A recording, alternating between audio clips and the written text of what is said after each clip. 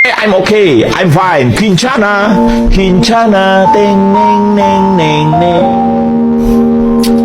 Ku menahan rasa sakit, rasa sakit. Few moments later.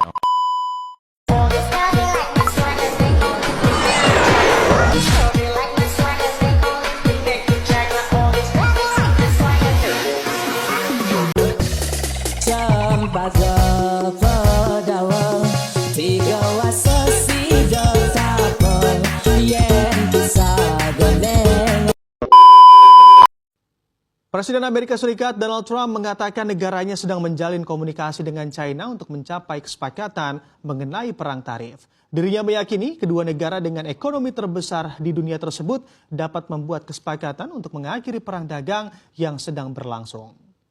Trump mengkonfirmasi bahwa perundingan tersebut telah terjadi sejak dirinya menaikkan tarif hingga 245% terhadap China.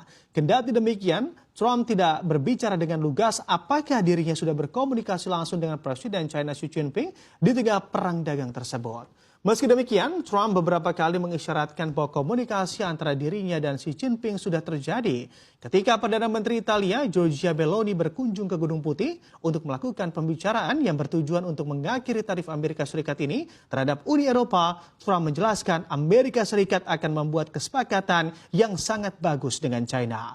Mengingat sebelumnya, Trump juga memberi isyarat bahwa perang tarif impor dengan China akan berakhir setelah memanas dalam beberapa pekan terakhir. Dirinya mengaku tidak ingin menaikkan tarif lagi, bahkan membuka kemungkinan menurunkan tarif terhadap China. Pernyataan ini disinyalir menjadi sinyal dari Trump setelah beberapa kali menaikkan tarif impor kepada China hingga mencapai 245%.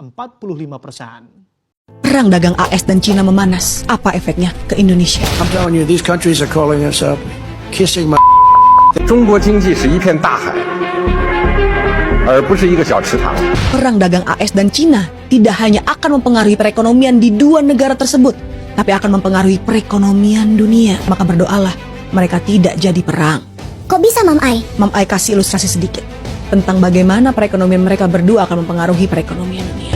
Kita ambil contoh iPhone. iPhone yang dicintai masyarakat Indonesia sampai rela antri panjang untuk membeli iPhone padahal harganya 33 juta. Apa yang terjadi sama iPhone kalau Amerika dan China jadi berperang? Dalam membuat iPhone, pembuatan iPhone, baterai, spare part, sampai barang jadi semua dibuat di China.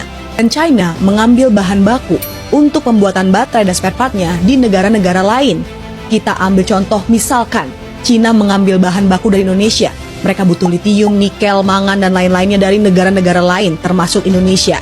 Terjadi perdagangan antara tiga negara, Indonesia, China, dan Amerika. Dan ketika barangnya jadi, taruh misalnya harga modalnya iPhone itu 20 juta.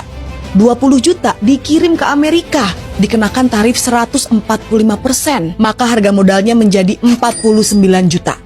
49 juta itu baru harga modal. Tentu ada untung yang ingin dicapai. Untungnya untuk perusahaan teknologi tersebut kita hitung saja 100%, maka harga iPhone itu menjadi 98 juta di Amerika. Belum sampai ke Indonesia. Berapa kira-kira ketika sampai di Indonesia?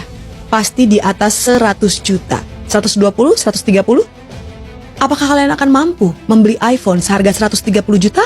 Apakah kalian masih antri? Ketika kalian merasa membeli iPhone mahal sekali di luar jangkauan kalian, maka pembelian iPhone akan menurun. Dan Apple akan mengurangi produksinya di pabrik, artinya mengurangi produksinya di China. Maka China akan mengurangi pembelian bahan baku dari negara-negara sekitarnya, termasuk Indonesia. Maka perekonomian di Indonesia juga akan menurun dan menyusut. Berkurangnya permintaan pasokan bahan baku menyebabkan pengurangan pendapatan negara dan akhirnya terjadi resesi. Itu baru di iPhone. Bagaimana dengan mobil listrik, barang elektronik yang lain, tekstil, barang-barang rumah tangga, dan semua aspek furniture yang mengelilingi roda perekonomian dunia ini. Perang dagang dua negara adidaya tersebut akan mempengaruhi perekonomian dunia dan akhirnya mempengaruhi perekonomian perusahaan tempat kamu bekerja dan mempengaruhi perekonomian kamu sekeluarga.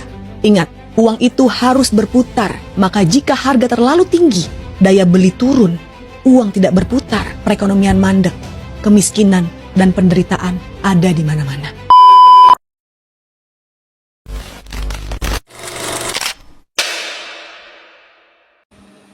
Ladies and gentlemen, thank you for the opportunity to speak with you today and understand your concerns about the tariff enforced by the United States on Chinese products.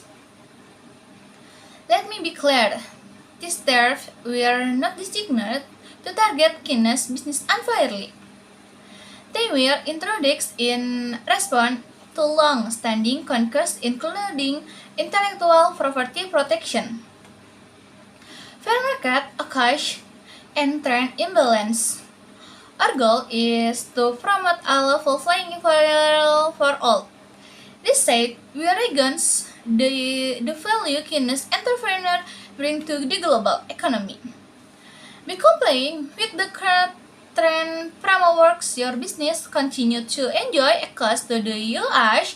market on of the world leaders and most profitable. Compliance also will long-term truths, helping us work toward a more stable and transparent trend environment. To move forward, we propose 1. Regulate trend dialogues to endorse your concerns. 2. Opportunities for joint innovation project. 3. Effort to protect trust through fair and verifiable protects. The U.S. remain open to cooperation together. We can turn today, kill challenge into tomorrow opportunities. Thank you.